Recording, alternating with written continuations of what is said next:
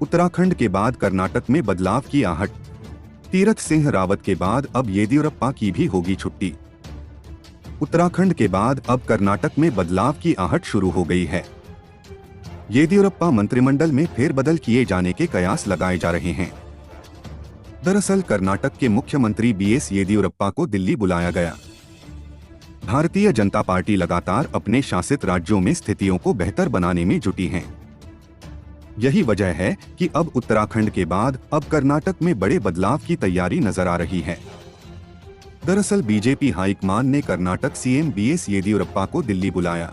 Media reports के मुताबिक येदियुरप्पा को दिल्ली बुलाया गया, यानी ये माना जा रहा है कि तीरथ सिंह रावत की तरह अब बीएस येदियुरप्पा की भी छुट्टी हो सकती है। केंद्रीय मंत्रिमंडल में बड़े फेरबदल के साथ ही पीएम मोदी लगातार चौंकाने वाले फैसले ले रहे हैं।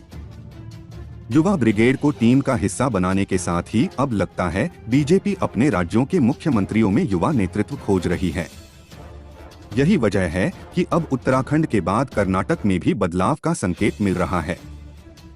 माना जा रहा है कि शनिवार को बीजेपी अध्यक्ष जेपी नड्डा से भी मुलाकात कर सकते हैं।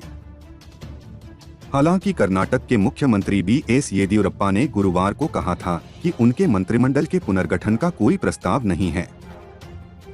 इस संबंध में कोई भी निर्णय भारतीय जनता पार्टी के केंद्रीय नेताओं के साथ दिल्ली में मुलाकात के बाद लिया जाएगा।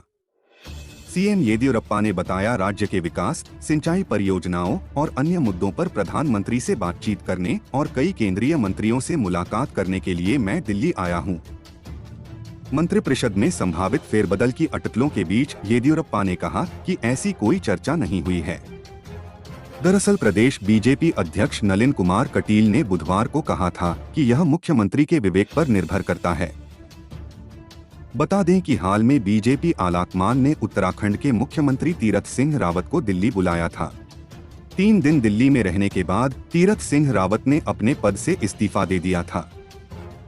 हालांकि उत्तराखंड में स्थिति थोड़ी अलग थी।